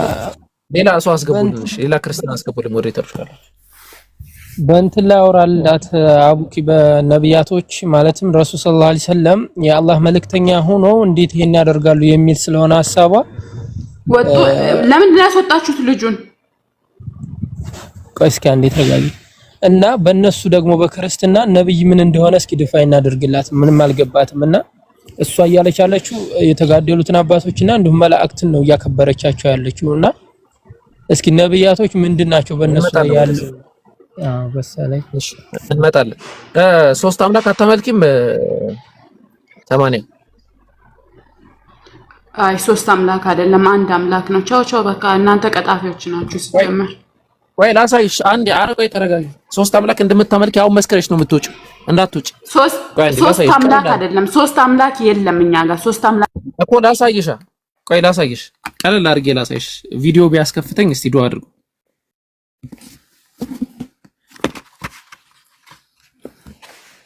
ያስወጣችሁት። እሺ በቃ ጥሩ። እሺ አሁን ስሚ አለሽ 80 አለ። እሺ ለምሳሌ አሁን ለሰልም ነበር። ቆይ አንዴ ተይው፣ እሱን ከኔ ጋር አውሪ። እንትን ሚውትሽን አንሺማ ያለ ነገር ያላችሁ መስሎኝ ልሰልም ነበር አንድ ሰሞን። ግን ፈጣሪ እሺ ቆይ አንዴ ቀጣቢ ናችሁ። ሚውት እንዳታረጓት። ቆይ እሺ ይሄ አሁን የእናንተ ስለ አድህኖ ነው አይደለ? የክርስቲያኖች ይሄ እንግዲህ መጽሐፋችሁ ነው የራስሽ ዜና ስላሴ ነው። እሺ ሌላ መጽሐፍ እንዳይመስልሽ። ኧረ እባክህ ስዕል አድኖ ጋር ምን ትሰራለህ? እሱ እኮ የዘውትር ጸሎት ነው። አንተ ወደ ዋና መጽሐፍ አትገባም እንዴ? ቆይ ላሳይሽ ነው። አብ እዚህ ጋር አሁን አብ ወልድ በቀኝ በኩል መንፈስ ቅዱስ አሉ። ስንት አምላክ ይታይሻል እዚህ ጋር? አምላክ አይደለም፣ ሶስት ስላሴ ናቸው። ሶስት ስላሴ ናቸው እነሱ፣ አንድም ሶስትም ናቸው። በአካል ሶስት ናቸው። እኮ ይሄ ብቻውን አምላክ አይደለም። በአካል ሶስት ናቸው ግን አንድ ናቸው። እስቲ ተመልከቱ አሁን የነሱን አይምሮ ተመልከቱ። አሁን ይሄ አንድ ናቸው ብለን እንቀበል ወይስ ሶስት ናቸው እንበል? አካል ሶስት በአስተሳሰብ ደግሞ አንድ በእና ተቀበል። በአስተሳሰብ እሺ። ስለዚህ ነው እሺ ይሄ ብቻውን አምላክ ነው አይደለም?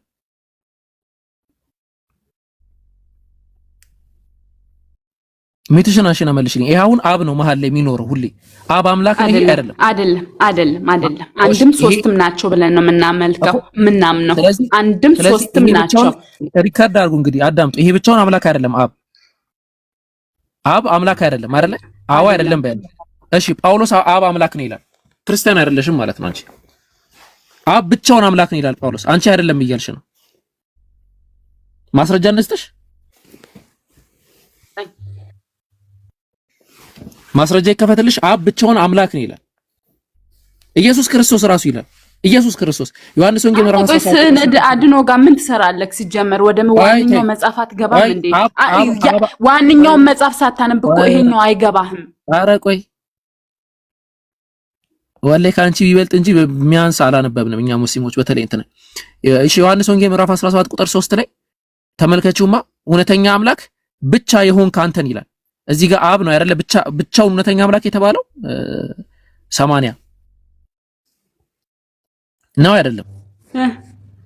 አብ ነው አይደለ? አንቺ አብ ብቻውን አምላክ አይደለም ትያለሽ። ኢየሱስ አብ ብቻውን አምላክ ነው ይላል። ጳውሎስ አብ ብቻውን አምላክ ነው ይላል። በዘላለም ለመረጠን በአብ ይላል። አብ እያለ አብ ብቻውን እግዚአብሔር ብቻውን እግዚአብሔር ለሆነው በአብ እያለ ጢሞቴዎስ ላይ አንቺ አብ ብቻውን እግዚአብሔር አይባልም ትያለሽ፣ አምላክ አይባልም ትያለሽ። አሁን መልሺ። ስለዚህ ይሄ አብ አምላክ ነው አይደለም? እንግዲህ ላስረዳሽ ነው። እሺ አንቺን ለማናደር ምናምን አይደለም። 80ዬ አይምሮሽን ክፍት አድርጊው። እናንተ ቀጣፊዎች ናችሁ ምናምን ናችሁ። ምንም አይሰራልሽም። ተሳድበሽ ይሄ ስድቡ መዘላለፉ ምንም አይሰራም። ህይወት አጭር ነው። ትሞቻለሽ። እኛ ከሞት በኋላ ስላለ ህይወት ነው የምናወራው። ስለዚህ ትኩረት ሰጥተሽ እስቲ ለመማር ብለሽ እስቲ ሪያል መልሽልኝ። አሁን ሁሉም የሚያየው ነገር ነው እንግዲህ ሶስት አምላክ ነው እያየን ያለን እዚህ ጋር አንድ አምላክ አይደለም። በምንም ተአምር አንድ ልታረጉት አትችሉ። አምላክ ማን ሶስት አምላክ ቆይ ላሳይሽ ያልክ ወንድሜ መልሽልኝ። 80 ቆይ መልሽልኝ። ይሄ ብቻውን አምላክ ነው አይደለም? አምላክ ነው እርግጠኛ ትክክል። ተመለሽማ አንዴ እየወጣች ነው። ተመለሽ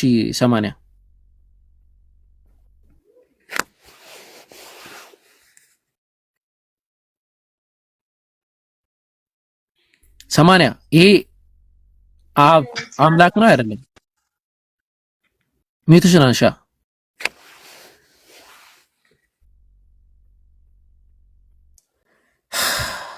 እንግዲህ ሰብር ይፈልጋል። ይሄ ዳዕዋ ሰብር ይፈልጋል። ብዙ አመት እንትን ያደጉበት ምናምን ስለሆነ ዝም ብለው ለመተው ይከብዳቸዋል። አላህ ሰው አሁን ይሄ አሁን ጥቁር ነው ብዬ ካሳደግኳችሁ ነጭ ነው ስትባሉ ምናምን ትላላችሁ። ግራ ሊገባችሁ ይችላል። ስለዚህ ያጋጥማል። እንግዲህ በሰብር ዳዕዋ በሰብር እንትን ይላል። ያ ጀማ አሁን ቪዲዮ ለቅቅ ያለው በጣም ወሳኝ ቪዲዮ በጣም ማለት ነው በጣም ወሳኝ ቪዲዮ እና ቢቻላችሁ አሁን 1600 ሰዎች አላችሁ። አንዴ ገብታችሁ ተመልከቱት። በጣም አካውንቴ ስለተመታ ነው። አንዴ ገብታችሁ እዚህ መጀመሪያ ላይ የምታዩት አሁን ነው የተለቀቀው። ገብታችሁ ቪዲዮን ተመልከቱትና ሼር አድርጉት። አንድ ልጅ ነው እዚህ ቲክቶክ ላይ ያገኘው። በቃ ክርስትና ጥያቄ ፈጥሩበታልና ያንን መሰረት አድርጌ መልስ ሰጥቻለሁና 1600 ሰዎች አላችሁ። እስቲ አንድ ይገባ በሉና ይሄን ቪዲዮ ተመልከቱት። እሺ ያጀማ ይሄን ቪዲዮ ተመልከቱት። እሺ 80 ቀጥይ። ይሄው እዚህ ጋር እየተከታተልኩኝ ነው። እስካሁን 113 ሰው ብቻ 133 ሰው ብቻ ነው ያየው። እዚህ 1600 ሰው አለ። አንድ ገብታችሁ ተመልከቱት። ኦኬ እሺ 80 ቀጥይ። ስትመለከቱት ደግሞ ማለት ነው ቪዲዮ ቢያንስ እንኳን መጨረስ ባችሉ እስከ ግማሽ እዩ። ቪዲዮ ዝም ብላችሁ ላይክ፣ ኮፒ ሊንክ፣ ሼር አድርጋችሁ ቶሎ አትውጡ። እሺ ቪዲዮ ቫይራል የሚወጣው ቲክቶክ ላይ ትንሽ ቆመ ብላችሁ ስታዩት ነው። ትንሽ ሰከንድ ቆየት ብላችሁ ነው። ኦኬ እሺ 80 ሚትሽን አንሻ። እንትና አስጮህሽን በጣም አደከምሽን። እሺ በቃ ተይው እንትን አረፍ በይ አንቺ። እኔ እወጣለሁ። ለምን ትወጫለሽ? በቃ ጥያቄ ካለሽ ጠይቂ። እስልምና ላይ ጥያቄ ካለሽ ጠይቂ። ሌላ ጥያቄ እስልምና ሃይማኖት ማለት ነው። አንቺ አልመልስም ስላልሽ እሺ። ስለዚህ አሁን በደንብ ላስረዳሽ ነው። ደግሞ አሁን ጥያቄው በጣም ምርጥ ጥያቄ ነው። ጥያቄው ምንድነው? እስልምና ሃይማኖት ከየት ነው የመጣው? ማን ነው ያመጣው የሚል ጥያቄ። እኛ በመሰረቱ እስልምና ወይም ደግሞ ያው እስልምና የሚለው ቃል ባይኖርም ኢስላም የሚለው ቃል ያመጣውም የጀመረውም አላህ Subhanahu Wa Ta'ala ነው ብለን እናምናለን። አላህ Subhanahu Wa Ta'ala አላህ ዘንድ ሃይማኖት ብሎ ማለት እስልምና ነው ብሎ ያስቀምጣል። እና እስልምና ወይም ኢስላም ብሎ ማለት ምን ማለት ነው ከተባለ ለአምላክ እርሱም አላህ Subhanahu Wa Ta'ala ለሆነው ለአንዱ ጌታ እጅና እግርን መስጠት ማለት። እኛ ለአንድ አምላክ ለአላህ Subhanahu Wa Ta'ala ታዛዦች ነን። እና ያንን አስመልክቶ ያንቺ መጽሐፍ ወይም ደግሞ ባይብልን የአረማይክ ወይም የሂብሩ የዋና በኩረ ጽሁፉ የባይብል በኩረ ጽሁፍን መሰረት አድርገው መዝገበ ቃላት ያዘጋጁ አካላቶች ኢስላም ወይም ደግሞ ሰላም የሚለውን ቃል አስመልክተው ምንድነው ያሉት? ኢስላም ብሎ ማለት ሰሚቱ ዋንጋር ነው አሉ። ለአንድ አምላክ መታዘዝ ነው። 3 ስኮላሮች ናቸው፣ ትላልቅ ምሁራኖች፣ የክርስቲያን ምሁራኖች። ኢስላም ብሎ ማለት ለአንድ አምላክ መታዘዝ ነው ብለው ነው ያስቀመጡት። እና እናንተ ምንድነው የምታምኑት ካላችሁን ኢስላም ለአንድ አላህ Subhanahu Wa Ta'ala መታዘዝ እና ያመጣው የጀመረው ማን ነው ካልን አላህ Subhanahu Wa Ta'ala ነው። አይ ነብዩ እኮ እኔ መጀመሪያ ሙስሊም ነኝ ብለዋል የሚል ሙግት ደግሞ ሊመጣ ይችላል። ምናልባት ልትሰሚ ትችላለሽ። አዎ ነብዩ መሐመድ ሰለላሁ ዐለይሂ ወሰለም የመጀመሪያ ሙስሊም ነኝ ብለዋል። ግን መጀመሪያ የሚለው ቃል አንጻራዊ ሆኖ ይገባል። ሁሌ መጀመሪያ ማለት አልቲሜት የሆነ መጀመሪያ ማለት አይደለም፣ አንጻራዊ ሆኖ ይመጣል ማለት። ስለዚህ ነብዩ መሐመድ ሰለላሁ ዐለይሂ ወሰለም ከማህበረሰባቸው ከዚህ ኡማ ከአጠቃላይ ህዝቡ የመጀመሪያ ሙስሊም ናቸው። የመጀመሪያ በቁርአን በመራት ሙስሊሞች ሁላችሁም አንድ ናችሁ? እሺ ማለቴ ሶፊያ ሀቢያ ምናምን የሆነ ክፍፍል አላችሁ እናንተ ራሳችሁ። እነዛ ሲከራከሩ ሰምቻችሁ ነው። ግማሾቹ አላህ አካል አለው ይላሉ፣ ግማሾቹ ደግሞ አላህ አካል የለውም። ግማሾቹ ደግሞ ወላሂ ሙስሊም ሆኖ ማለት ነው ሙስሊም ሆኖ አላህ አካል አለው ብሎ የሚያስተምር የለም። እኔ ቀለል አድርጌ ላስረዳሽ። እሺ ሰማይ እናንተ ሙስሊሞች አንድ ናችሁ ወይ ከተባልን አዎ አንድ ነን። አይ የተለያየ ሐሳብ እኮ አለ እንደዚህ ምናምን የሚባሉ ሐሳቦች ይኖሩ ይችላል። አዎ ሰው በመሰረቱ የራሱን አይምሮ የራሱን ፈጠራ የሆነ ነገር አምጥቶ እኛ እንዲነል ሊል ይችላል። ግን ኖት ላይክ ዲስ እንደዚህ አይደለም። ይሄንን ተመልከቹ። ለምሳሌ እኛ ሙስሊሞች እንደዚህ አንለያይም። ይሄ ለምሳሌ የምትመለከችው የኦርቶዶክስ ባይብል ነው። የኦርቶዶክስ ባይብል ነው። 81 አሃዱ ነው። 81 ሞልቶታል፣ የ2000 እትሙ። ይሄ ደግሞ የምትመለከችው የፕሮቴስታንት ባይብል ነው። በዚህ ልክ አንለያይ። አንድ ቁርአን ነው ያለን። ቁርአኑ መረዳት ላይ አረዳድ ልዩነት ሊፈጠር ይችላል። ይሄ በቃ የሰው እንትን ነው። በዚህ ልክ ግን አንለያይም። ይሄ የምትመለከቱት መጽሐፍ ትንሽ ነው ከዚህ አንፃር። በዛ ልክ ሙስሊሞች አንለያይም። ይሄንን ወቂ ወይም ደግሞ ልክ እንደሚባለው በኢየሱስ ክርስቶስ ማንነት ላይ እናንተ እንደምትከራከሩት አላህ Subhanahu Wa Ta'ala አንድ ነው 3 ነው ምናምን አንገባም። እንደዛ በቃ የተወሰኑ ልዩነቶች ሊኖር ይችላል። አዎ ያ ደግሞ የሰው ፈጠራ ውጤት ነው። ማን ነው የሚዳኘው ከተባለ መጽሐፉ ነው የሚዳኘው፣ ቁርአንና ሐዲስ ማለት። እናንተ ጋር ግን ማን ነው የሚዳኘው ብንል በመጽሐፍ ራሱ ተለያይታችኋል። ገባሽ? በመጽሐፉ ራሱ ተለያይታችኋል። 66 እና 81 አሃዱ ማለት ነው። በየትኛው መጽሐፍ ነው የሚዳኘው ይባል ነው ወይ? እኛ ቁርአን ይዳኘናል፣ ሐዲስ ይዳኘናል። ምንም የሚያለያየን ነገር የለም ሁለቱ ላይ። በቁርአንም በሐዲስም ኢኳሊ እናምናለን። ቁርአን ተጠቅሶ ሐዲስ ተጠቅሶ ተወያይተን ተፋሽተን ልንስማማ እንችላለን። እናንተ ጋር ግን አይሰራም። ስለዚህ ልዩነት ሲባል እስልምና ላይ ያለውን እንደናንተ ልዩነት አድርጋችሁ አትያዙት። ለምሳሌ ክርስትና በጣም ብዙ ዲኖሚኔሽኖች አሉ። ኦርቶዶክስ አለ፣ ፕሮቴስታንት አለ። ኦርቶዶክስ ሆኖ ቅባት ተዋህዶ አለ፣ ራሱን ይቻሉ ቅባቶች አሉ። ተዋህዶ ብለው ስለ ኢየሱስ ክርስቶስ ማንነት ጋር በተገናኘ ቅባት ተዋህዶ የሚባል ራሱን ይቻላል። ኢቭን መልስ ምናምን ይጻፍባቸዋል። ላሳያችሁ። እኔ እንደውም የነሱ እንትን ቴዎሎጂ በጣም ደስ ይለኛል። እሱ ቋንቋ ያው የምትመለከቱት ማለት ነው የቅባት ተዋህዶ መሰረት ያደረገ መጽሐፍ ነው። እና ሌላ ታሪክ ናቸው እነዚህ። ፕሮቴስታንት ጋርም ስትሄዱ ፕሮቴስታንት ራሱ ካልቪኒዝም የሚለው ራሱን ይቻላል። የካልቪኒዝም አስተሳሰብ ራሳቸውን የነሱ አስተሳሰብ አለ። ሌሎችም ደግሞ የራሳቸው ነገር አለ። ሁሉም የተለያየ ነው ሐሳብ ማለት ነው። በዛ ደረጃ እኛ ሙስሊሞች ጋር የተለያየ ነገር የለም። እንትን ልዩነት ሲባል 80 ከዛ አንፃር ተረጂው ለማለት ነው። አዎ ስለ ቅባት ተዋህዶ ማውራት የሚፈልግ ሰው ካለ መግባት ይችላል። ያልኳችሁን ቪዲዮ ተመልከቱ። ገና አሁንም 700 ስንት ሰው ነው የተመለከተው? 755 ሰው ነው የተመለከተው። ጥሩ ነው ግን ተመልከቱት። እሺ የገባችሁ በጣም ይጠቅማችኋል። ምርጥ ቪዲዮ ነው። ነፃ ፍቃድን አስመልክቶ ልጁ በጣም ጥያቄ ፈጥሮበታል። በክርስትና ነፃ ፍቃድ የለም ማለት እኛ መልስ ሰጠነው። አዎ የለም፣ ትክክል ነህ። የጠየቀብህን የፈጠረብህን ጥያቄ ትክክለኛ ጥያቄ ነው ብለን መልስ ሰጠነዋል። ተመልከቱት። እሺ ያጀማ እሺ 80 ሌላ ጥያቄ ካለሽ ካልሆነ ወደ ሌላ ክርስቲያን እንለፍ። አንድ ነገር ልናገርና ሁላችሁም የአቡኪን አካውንት ኮፕሊንግ አድርጉለት። ቪው በጣም የወረደ ነው። በዛ 4000 ወይ 3000 ስለሆነ ቪዲዮቹ በጣም ይታዩለት። አሪፍ ነገር ነው የሚለቀውና 100,000ም እናስገባው።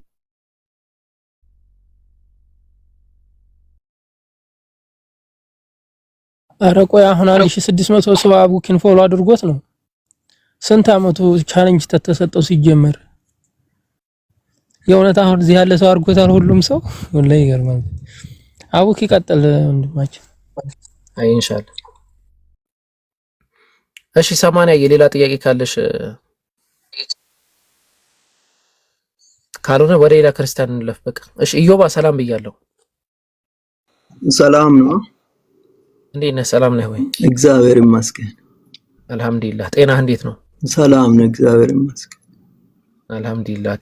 ስራ ምናምን ሁሉ ነገር መርጠ ነው? ሁሉ ብርሃን ነው ባለ። አልহামዱሊላህ። ጥያቄ ያለ እስልምና ላይ? ጥያቄም አለ። እስኪ ጥያቄ ለምን አሰልምም? ቆይ አንተ ልጅ ለምን አሰልምም? እኔ ለምን አልጠይቅህም? ለምን አሰልምም? ለምን ሙስሊም አትሆንም? አረብ መቼም አልሆንም እኮ። ለምን መቼም አልሆንም?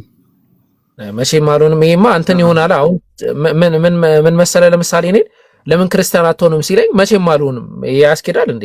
አይ በዚህ ምክንያት አልሆንም ምናምን በለኝ። አንተ ሙስሊም አልሆነ በዚህ ምክንያት ነው ለምን አትለኝ? ወይስ ያለ ምክንያት ዝም ብዬ ነው? ኢየሱስን አታውቁማ እናንተ። ኢየሱስን ብታውቁ ወዳኑ ነበር።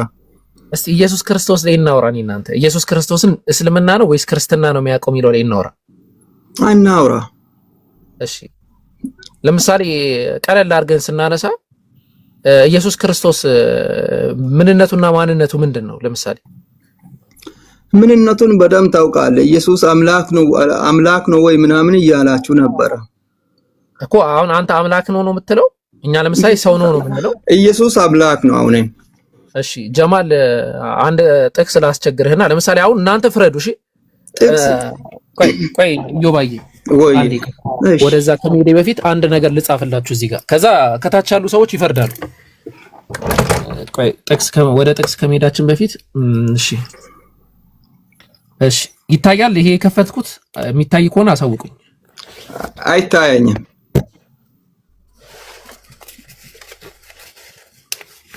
ከታች ያላችሁ ሰዎች ይታያል የከፈትኩት ቪዲዮ? ላንተ ከታያ ነው እንጂ ለኛ አይታይም። አይታይም። አይታይም ነው። አሁን መጥቷል።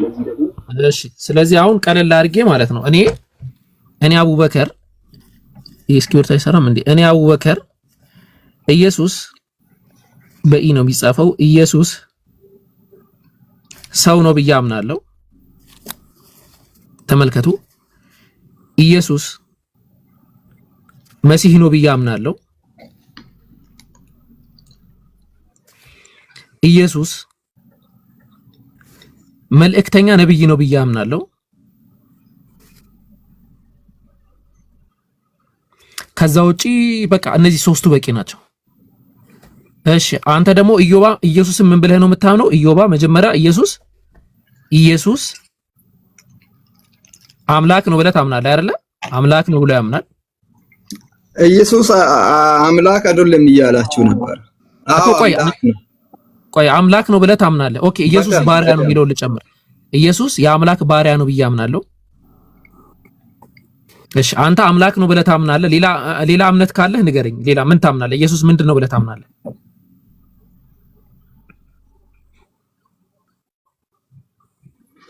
ቆይ እኔ የምልህ በቃ ችግር የለውም። በቃ ይሄንን ፎርም እንምራ። ለምሳሌ እኔ አሁን ራይት ይደረግልኝ። እኔ የምልህ ቆይ አንዴ ኢዮባ አሁን ምንድነው የምናደርገው? አስጨርሰኛ እኮ ቆይ አዳምጠኛ። አሁን ምንድነው የምናደርገው? እኔ ይሄንን አምናለሁ፣ ኢዮባ ይሄንን ያምናል። እኔ ለዚህ ለተናገርኩት 1 2 3 4ቱ ማስረጃ አመጣለሁ። ኢዮባ ለዚህች ብቻ አንድ ነገር ቀላል በቃ ቆይ እኔ ወደ ማስረጃ አይደለም። የእናንተ ኢየሱስ የት ነው የተወለደ? ግን ቆይ አንዴ እንመጣለን ወደዛ። ስለ ኢየሱስ ወለደ በደንብ አድርጌ እነግራለሁ። የእናንተ የት ነው የተወለደ? ቆይ እንመጣለን ወደዛ አንዴ። አሁን ይሄ ስለ አምላክነት ይሄ ይቀድማል ማለት ነው። ዮሐንስ ወንጌል ምዕራፍ 8 የመዳን ቀን ግን ዛሬ ነው። ቆይ ችግር የለውም ወደ ነው ግን ብትመለሱ ይሻላል። እሺ አኺ ቆይ አንዴ በእውነት ቆይ አንዴ ዮሐንስ ወንጌል ምዕራፍ 8 ቁጥር 40 ክፈትልኝ ጀማል አፎን እያረጋገጥኩኝ ልሂድ። ምን ታረጋግጣለህ? ቆይ አንዴ ተረጋጋየው። ኦኬ ጥቅስ መጥቀስ መክፈት ኦኬ ዮሐንስ ወንጌል ምዕራፍ 8 ቁጥር 40 ሰዎችን ወደ ጋናም እየመራችሁ ገነት እያለ እሺ ቆይ የመዳን ቀን ዛሬ ነው ወንድም። ኧረ ቆይ በስብከት የሚሆን ነገር የለም። አሜን።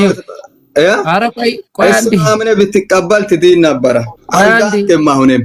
ኧረ ቆይ አለ አንዴ እኛ እናንተን እንደ ጣዖት ነው ምናምን ሌላ ክርስቲያን ጋር እናወራለን። እሺ በቃ ችግር የለም። እሺ የመዳን ቀን ዛሬ ነው። የመዳን ቀን ዛሬ ሰዓቱም አሁን ኢየሱስን ተቀበሉ እናንተ። ኢየሱስ አምላክ ነው። ቆይ ችግር የለውም። አሁን በዚህ በነገረ ሶተሮሎጂ እናወራለን። ነገረ ሶተሮሎጂ ማለት ነገረ ድህነት ማለት ነው። በዛ ዙሪያ እናወራሽ ችግር የለውም። አንተ ድነሃል። ሚት ነው ኢዮባ፣ ሚትህን አንሳና አውረኝ። ድነሃል አንተ ኢዮባ።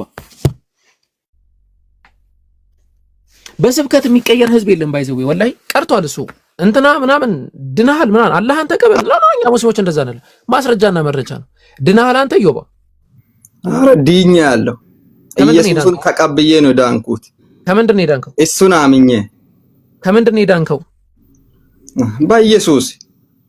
በማን ነው የዳንከው? አይደለም ከምንድን ነው የዳንከው? በኢየሱስ ደም።